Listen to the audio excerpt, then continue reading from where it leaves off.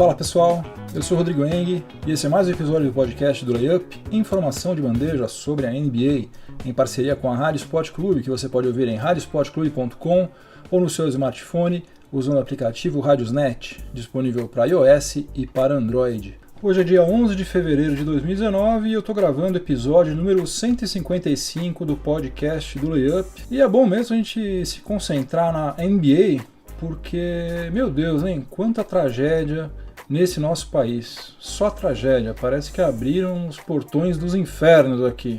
Só tragédia mesmo, gente inocente, gente de bem, gente que estava começando a vida, gente útil, trabalhadora, morrendo bestamente. Mas enfim, vamos tentar virar essa vibe e fazer um episódio bacana. E no episódio de hoje, aliás, tem uma alteração, tem uma mudança. Eu sou um cara muito pragmático, muito sistemático, faço tudo quase sempre igual, mas eu vou fazer uma alteração. Uma coisa que eu já tinha pensado e que o Vinícius Lima, colaborador lá do Layup, comentou comigo que ele achava que era desnecessário manter a abertura. E de fato ele tem razão, porque se você consultar os episódios, eu coloco lá a descrição de tudo que você encontra em cada um deles. Então não tem necessidade de eu ficar repetindo aqui a pauta de cada episódio. Basta você consultar lá se você tiver dúvida, porque tem gente que não quer ouvir todo episódio, né? Tem alguns assuntos que interessam mais do que outros, a pessoa às vezes tem menos tempo, que aí já direto para o que é mais de interesse dela. Nesse caso, você vai na descrição, procura ali quais vão ser os tópicos abordados e você já pula direto. Então, a partir de hoje, o programa já começa direto no primeiro período. Então, vamos lá. Já foram disputadas 838 partidas da temporada regular, significando que 68,1% da fase de classificação ficou para trás. E na semana 17, que acabou de se encerrar, nós tivemos algumas mudanças importantes nas tabelas das duas conferências. No leste, continuamos com Bucks no topo, Raptors em segundo lugar, Pacers em terceiro, mesmo desfalcado do Victor Oladipo. Aliás, o Pacers venceu as suas últimas 5 partidas, incluindo aquele massacre sobre o meu Los Angeles Lakers por 136-94, que foi a maior pontuação do Pacers na história dos confrontos entre as duas franquias e a maior diferença de pontos também. O Boston Celtics, que vai ser assunto do nosso segundo período, está apenas em quinto lugar e vai se consolidando como a maior decepção da temporada 2018-2019 de toda a NBA. Né? Do leste não tem a menor dúvida que é. Agora eu acho que é de toda a liga. A grande mudança no leste aconteceu na 8ª vaga, que agora, talvez apenas temporariamente, pertence ao Detroit Pistons, que já contou com as estreias do Sviatoslav Mikhailiuk, ex-Lakers, do Tom Maker, ex-Bucks, e acabou de contratar o Wayne Ellington, ex-jogador do Miami Heat, envolvido na troca com o Phoenix Suns pelo Tyler Johnson, que levou o Ryan Anderson para a Flórida. E daí o Wayne Ellington acabou sendo dispensado logo em seguida pela franquia do Arizona e contratado agora pelo Detroit Pistons. Pistons está exatamente com a mesma campanha do Miami Heat, que quase venceu ontem o Golden State Warriors em Oakland, mas leva vantagem nos critérios de desempate. Eu já estava contando com o Detroit Pistons fora dos playoffs, né? Frustrando as minhas previsões cabalísticas que eu sempre faço antes do início da temporada. Mas na verdade não dá pra gente cravar quase nada na Conferência Leste, né? Tá quase tudo em aberto. Do Celtics para baixo, pelo menos até a 11ª posição, todos os 6 times têm plenas condições de chegar aos playoffs, embora alguns não vão fazer muita força para isso. São eles Brooklyn Nets, Charlotte Hornets, Detroit Pistons, Miami Heat, Orlando Magic e até mesmo o Washington Wizards. O New York Knicks, que já está contando com Dennis Smith Jr. e DeAndre Jordan, continua perdendo loucamente, tá com 10 vitórias e 45 derrotas, que é a pior campanha da liga e já é a maior sequência de derrotas da história do Knicks em uma mesma temporada. O Knicks vai jogar agora contra Cleveland Cavaliers em Ohio e contra o Atlanta Hawks na Geórgia, antes do All-Star Break, que são duas das poucas chances até o final da fase regular de conquistar mais alguma vitória. E por falar em o Knicks conquistar vitórias, quem assistiu a partida contra o Toronto Raptors, que foi a estreia do Marc Gasol pelo time canadense, teve um exemplo de como é fácil você tancar.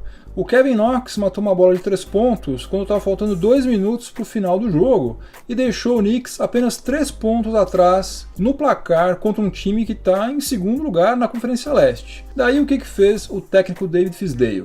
Ele pediu um tempo, porque a coisa tinha ficado perigosa, já que o Knicks estava correndo o risco até de vencer o jogo. E daí, a partir desse ponto, o Mari Hezonja, que está com 27,4% de aproveitamento nos arremessos de 3 pontos nessa temporada, e só tinha feito 4 pontos até aquela altura, arremessou 3 vezes de fora do perímetro, com direito até uma jogada lá que foi armada especialmente para ele pelo Fizdale. Das 3 que ele chutou, acertou só uma, que para ele até foi incrível, né? 1 de 3, está melhor do que os 27,4%. E para todos os efeitos, o David Fizdale está testando um atleta, porque a temporada já está mesmo perdida, então está fazendo os testes dele, né? É o crime perfeito.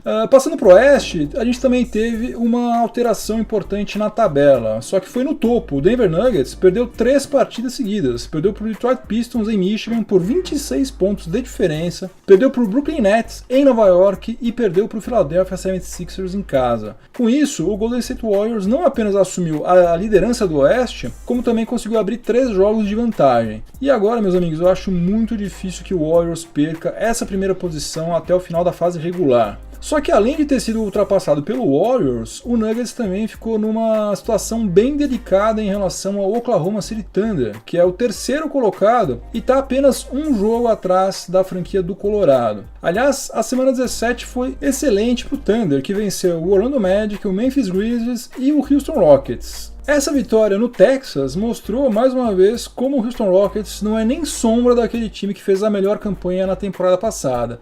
O Houston Rockets chegou a estar vencendo por 26 pontos de vantagem e levou a virada com Paul George marcando 45 pontos, o Thunder destruindo a defesa do Houston Rockets nos contra-ataques e o Russell Westbrook anotando o seu 9º triplo-duplo consecutivo e virando o placar, faltando 26 segundos para o final do jogo, passando pelo Kenneth Faried como se estivesse passando por um cone. Por essas e outras que eu acho muito difícil o James Harden ser MVP, mesmo marcando 300 pontos por partida, porque o Houston Rockets é só o 5º colocado no Oeste, já perdeu 23 jogos, enquanto o Bucks tem a melhor campanha da NBA, com apenas 14 derrotas e o Giannis Antetokounmpo comendo a bola também. Enquanto no Leste nós temos pelo menos 3 vagas abertas, no Oeste tudo indica que a briga será apenas pela 8ª vaga. E entre 3 times apenas, entre Sacramento Kings, Los Angeles Lakers e Dallas Mavericks. Eu estou deixando de fora o Los Angeles Clippers simplesmente pelo fato de que a própria franquia decidiu abandonar a luta, né, por uma das 8 vagas na pós-temporada para garantir a sua escolha no draft 2019. E para encerrar esse nosso primeiro período, eu vou falar aqui qual vai ser a programação da NBA na TV para a semana 18, que vai ser curtinha porque nós temos o All-Star Weekend. Então, na verdade, a gente vai ter jogo somente até quinta-feira, porque na sexta-feira já começa o All-Star Weekend lá em Charlotte. Então vamos lá, hoje, segunda-feira, dia 11 de fevereiro, às 11 horas no Sport TV, tem Portland Trail Blazers contra o Oklahoma City Thunder. Na rodada de terça-feira, dia 12, às 11 horas também, Sport TV, Boston Celtics contra Philadelphia 76ers. Quarta-feira, rodada dupla, dia 13, às 11 horas na ESPN, Houston Rockets contra Minnesota Timberwolves. E na sequência, madrugada já de quinta-feira, dia 14, né, à 1h30 da manhã, ESPN, temos Warriors contra Portland Trail Blazers. E na quinta-feira, o jogo da Vivo, dia 14, às 11 horas, Oklahoma City Thunder contra New Orleans Pelicans. E daí começa o All-Star Weekend. Sexta-feira, dia 15, às 10 horas, tem o Celebrity Game, né, o jogo das celebridades. Ó, gente, isso aqui é tudo ESPN, viu? All-Star Weekend, todos os eventos ESPN. Na sequência, meia-noite já do dia 16, tem o Rising Stars Challenge, né, que são os calouros e segundanistas americanos contra os estrangeiros. No sábado, dia 16, às 11 horas, tem o Skills Challenge, que é aquele torneio de habilidades. Em seguida, o torneio de 3 pontos. E fechando a noite de sábado, já na madrugada de domingo, né, o campeonato de enterradas. Domingo, dia 17, às 10 horas da noite, já vamos estar, graças a Zeus, fora desse maldito horário de verão, vai ter o All-Star Game, que é a cereja do bolo do All-Star Weekend. Lembrando que você pode receber gratuitamente esta programação semanal da NBA se você assinar a newsletter do Layup. É só você entrar em layup.com.br, se cadastrar em newsletter, não leva 20 segundos, 30 segundos, não custa nada, é rapidinho e você recebe no seu e-mail toda semana a programação da NBA na TV. Ou se você quiser, você pode consultar também nas mídias sociais do Layup. No Twitter e no Facebook é LayupBR e no Instagram é LayupNBA. No segundo período do podcast do Layup, em parceria com a Rádio Sport Clube, eu vou falar sobre o Boston Celtics, que sofreu 2 derrotas seguidas na semana 17, que dizem muito sobre quão complicada ficou de uma hora para outra a situação lá da franquia de Massachusetts. Primeiro perdeu no último segundo em casa para o arquirrival Los Angeles Lakers, no dia em que se encerrou a trade deadline, e a moral do Lakers devia estar mais no fundo do poço do que nunca. Só que o Celtics chegou a estar ganhando esse jogo por 18 pontos de vantagem e levou a virada com um game winner do Rajon Rondo. Rajon Rondo, que é um dos nomes importantes do Celtics naquele último título deles lá em 2008, né? Já parece que foi outro dia, mas já passaram-se mais de 10 anos. E nessa partida o Lakers quebrou o recorde da franquia em arremessos de 3 pontos convertidos, matou 22 bolas de fora do perímetro, 3 a mais do que o recorde anterior, sendo que o Celtics é nada menos do que o 4º time de toda a NBA com a melhor marcação do perímetro, então realmente foi uma coisa completamente fora da curva. Em seguida, também jogando no TD Garden, o Celtics conseguiu a proeza de fazer pior ainda, deixou desaparecer uma vantagem de 28 pontos e perdeu para o Los Angeles Clippers, que estava estreando nada menos do que 4 atletas, o Ivica Zubac, ex-Lakers, e que eu torço para virar um All-Star, um Hall of Famer, só para deixar ainda mais público e notório como o Magic Johnson é um péssimo executivo. Quem mais? Garrett Temple, Landry Shamet e também o calouro Angel Delgado, que está num two-way contract. E não é que o Clippers virou a partida no último segundo, como aconteceu com o Lakers. Não, foi muito pior do que isso, porque além de conseguir tirar os 28 pontos de diferença, o Clippers ainda colocou 11 pontos de vantagem no placar final. A coisa foi tão feia que a torcida do Celtics, que provavelmente é a mais fiel e a mais fanática de toda a NBA, vaiou o time no final da partida. Para complicar ainda, o Kyrie Irving saiu de quadra no segundo período com uma entorse no joelho, não voltou mais e vai ser reavaliado aí diariamente nos próximos dias até a gente saber quando efetivamente que ele vai poder voltar às quadras. Eu confesso que eu perdi totalmente a confiança de que o Celtics vai conseguir dar a volta por cima. Até outro dia atrás eu ainda achava que isso ia acontecer. Hoje em dia, diante do que está rolando lá,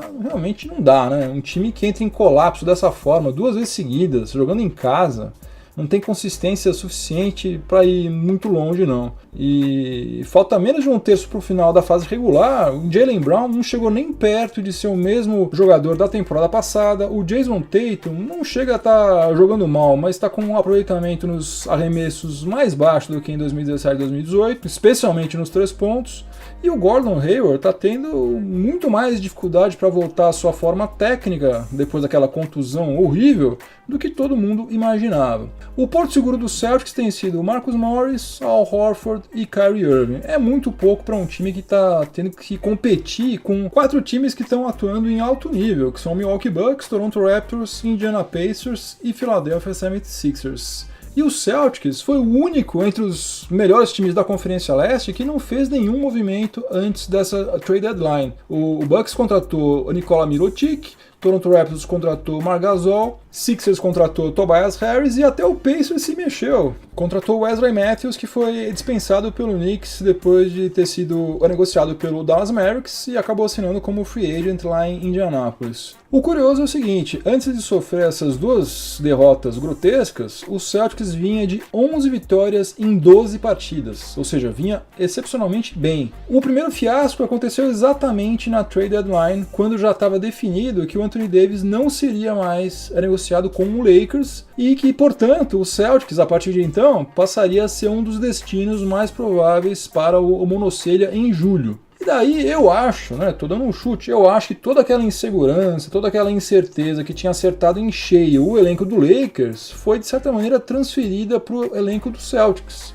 E daí você pode somar tudo isso também à incerteza que existe sobre o futuro do Kyrie Irving, que só vai decidir se vai permanecer ou não em Massachusetts em julho. E como também o desempenho do Celtics na pós-temporada vai influenciar demais a decisão dele, fica muito difícil prever o que vai acontecer com esse time futuramente. Tanto o Celtics pode se tornar, em 2019-2020, o melhor time do leste, até um dos melhores times de toda a liga, quanto pode continuar sendo um time competitivo, mas sem gás suficiente para chegar às finais, que é o que a Danny Ainge, todo mundo que torce para o Celtics, obviamente quer, né? Estão esperando já, como eu já falei, há mais de 10 anos voltar para as finais da NBA. O intervalo do podcast do Layup tem o patrocínio de Life at Campus. Se você ainda não conhece a Life at Campus, está mais do que na hora de você conhecer. A Life at Campus oferece a possibilidade de você estudar em uma universidade norte-americana, frequentando cursos de inovação, finanças, compliance, direito, economia, entre vários outros temas. Os cursos, como eu já falei, são em universidades norte-americanas, lá nos Estados Unidos, mas as aulas são todas em português. Então, mesmo quem não domina o inglês, não vai ter dificuldade alguma de compreensão. Os cursos são ministrados por profissionais reconhecidos internacionalmente, tanto no meio acadêmico quanto no âmbito empresarial. E ao final do curso, o aluno recebe um certificado emitido pela própria universidade que certamente vai enriquecer qualquer currículo. Atualmente, a Life at Campus promove cursos em 3 cidades norte-americanas, Orlando, Miami e Las Vegas. E para quem curte NBA, tem um diferencial muito bacana. Nos cursos em Orlando e Miami, conforme a época do ano, você tem a possibilidade não apenas de assistir uma partida, mas também de cobrar lances livres nas mesmas quadras por onde já pisaram e ainda pisam alguns dos maiores jogadores de todos os tempos.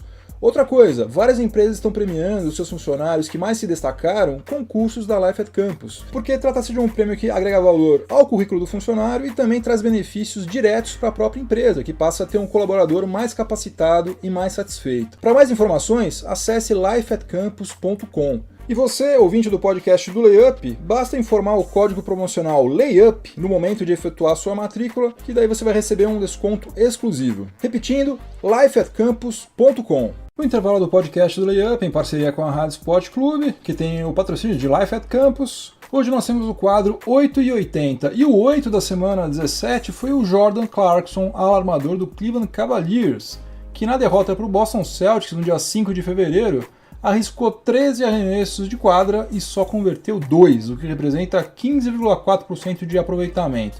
Só que não se engane com essa atuação ruim, péssima, né? Na verdade, do Jordan Clarkson, porque ele está fazendo a melhor temporada da sua carreira. Ele está com média de 16,8 pontos em 27,7 minutos por partida.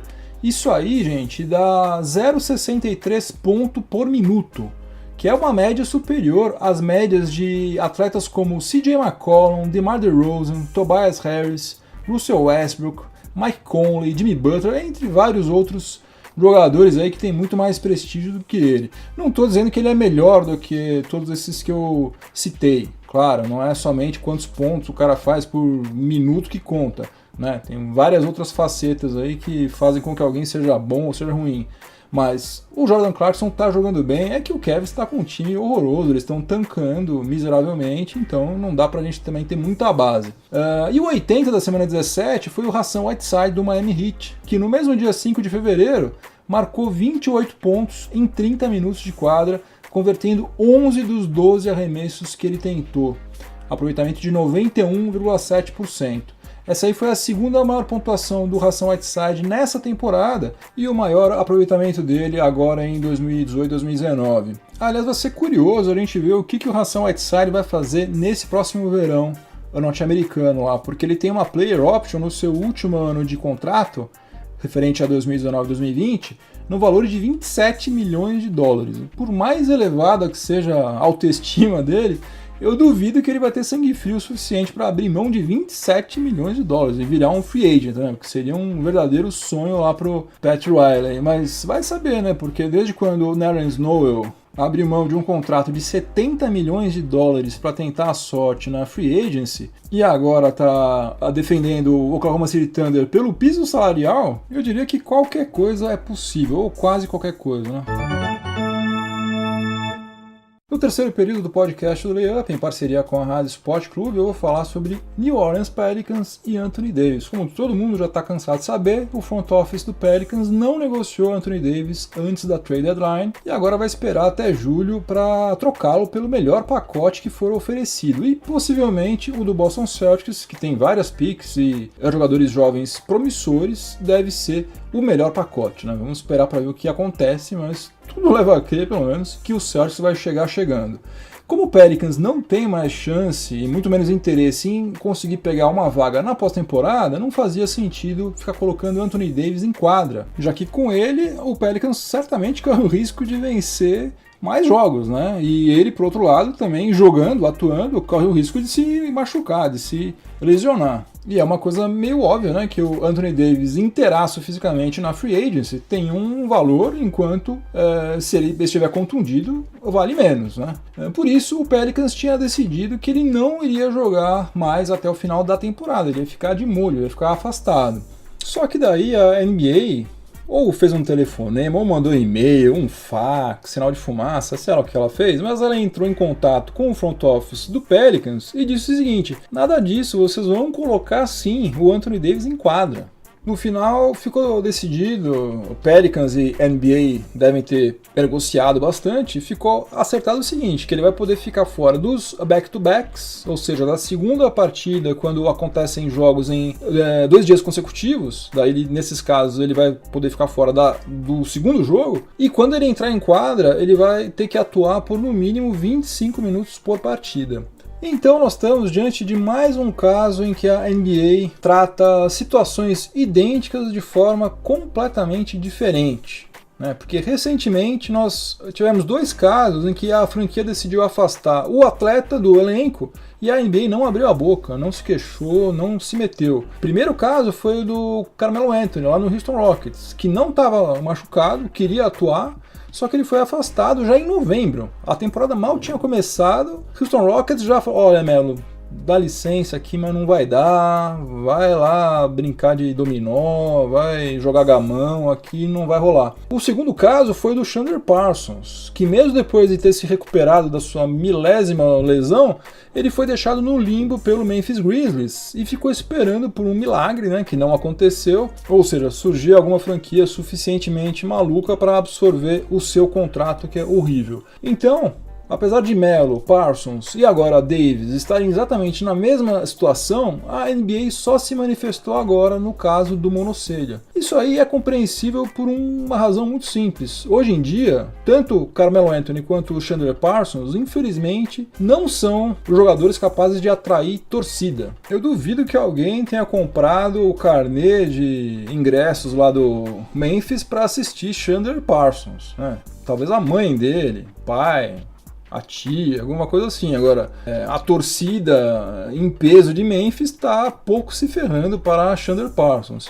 E no Houston Rockets, quem tem James Harden não precisa de mais nada, né? O cara é um show à parte, sozinho. Ele já carrega todo o time, todo mundo vai ver James Harden jogar. O Carmelo Anthony, se tivesse bem, jogando bem e tal, claro, seria um bônus. Agora, não era Carmelo Anthony de forma alguma que estava segurando as pontas lá do Houston Rockets. No caso do Pelicans, que já tem um dos menores públicos de toda a liga, a NBA antecipou que a ausência do Anthony Davis até o final da temporada seria um desastre para as receitas da franquia e, consequentemente, iria impactar também negativamente o faturamento da própria NBA. Mais do que isso, eu acho que ia começar a explicitar, a deixar patente a fragilidade da situação do Pelicans do ponto de vista de mercado. Ou seja, então, para a NBA, o direito do jogador trabalhar, estar integrado ao elenco do time que o contratou, só é relevante quando pode haver alguma repercussão financeira para a liga, porque caso contrário,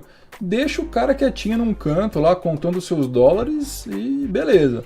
E olha só, isso aí aconteceu com o Carmelo Anthony. Carmelo Anthony é um cara que foi 10 vezes All-Star, tricampeão olímpico, né?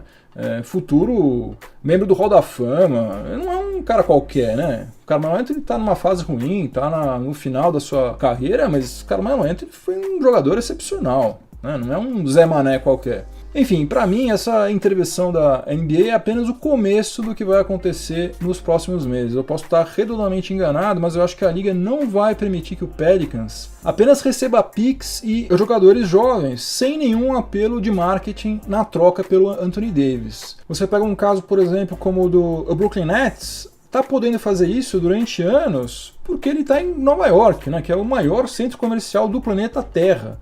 Mas eu duvido muito que a NBA vai permitir que o Pelicans fique anos reconstruindo seu elenco lá em Louisiana sem ter pelo menos um cara que atraia público, né? Como, sei lá, Kevin Love, John Wall, talvez até um retorno do Chris Paul. Tanto é, por exemplo, que o Memphis Grizzlies queria negociar Mike Conley agora, antes dessa trade deadline.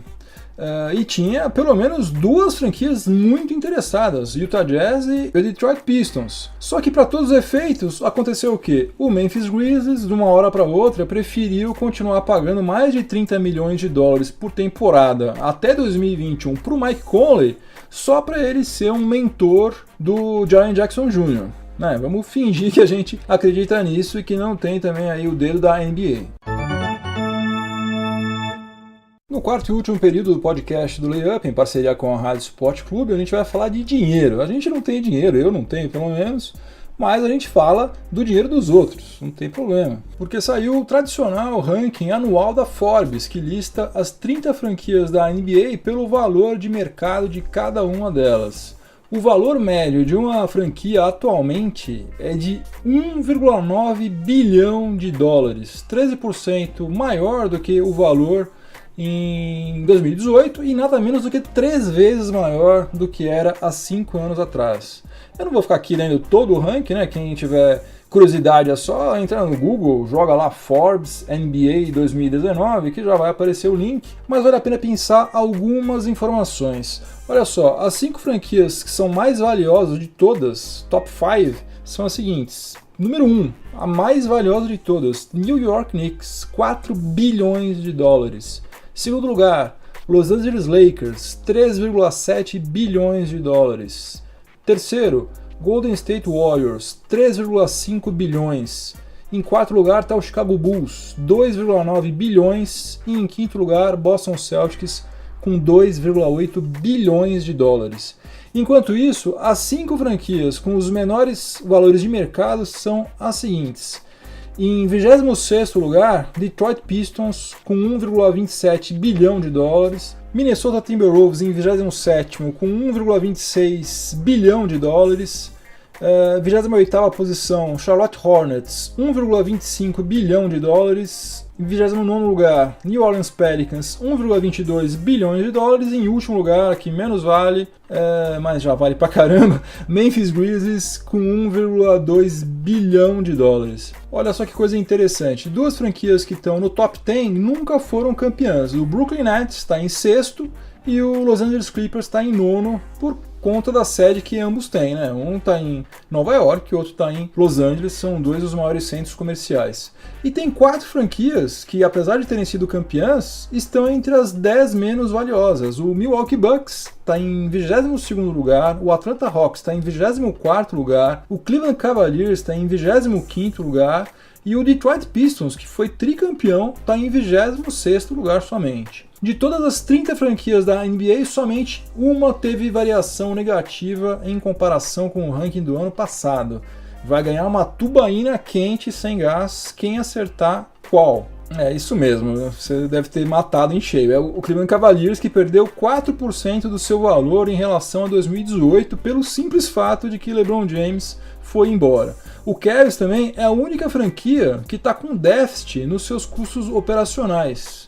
Está com um prejuízo aí de 13 milhões de dólares por ano. Enquanto o Knicks, por conta dos shows lá que rolam lá no Madison Square Garden, tem lucro de 155 milhões de dólares por ano. Já a franquia que mais se valorizou em relação ao ano passado foi o Philadelphia 76ers, com oscilação positiva de 40%, tomando por base o quanto valia em 2018, né? E se for longe agora nesses próximos playoffs, deve crescer ainda mais no ranking de 2020. E para fechar o período de hoje, também o episódio de hoje, a última coisa que vale a pena ser comentada nesse ranking da Forbes é que somente 2 franquias não têm dívidas, o Los Angeles Clippers e o Denver Nuggets. Na outra ponta está o Sacramento Kings, que tem nada menos do que 34% do seu patrimônio comprometido com dívidas, grande parte delas por conta da construção do Golden One Center, né, uma das arenas mais modernas da NBA, mas que tem um ótimo público, tem show toda hora lá, eles logo pagam a conta, e isso aí não tem jeito, né, gente? Dinheiro atrai mais grana, ninguém aí vai passar fome, esses 34% de dívidas, entre aspas, na verdade não é dívida, né? É um investimento que foi feito e eles vão recuperar aos pouquinhos. Game over, acabou mais um episódio do podcast do Layup. Obrigado pela companhia, espero que vocês tenham gostado. Quero deixar os meus parabéns para o Rafael Machado, administrador do grupo lá de WhatsApp da NBA, que fez aniversário. Só para variar um pouquinho, eu vou pedir para vocês avaliarem positivamente o podcast do Layup na plataforma de podcast onde você está ouvindo. E também vou pedir para você fazer aquela propaganda boca a boca. Conte para seus amigos, para o porteiro, para o cobrador do ônibus, para sua vizinha. Quanto mais ouvintes, sempre melhor. E se você estiver ouvindo na Rádio Sport Clube, continue sintonizado por aí que vem mais informação esportiva de qualidade na sequência.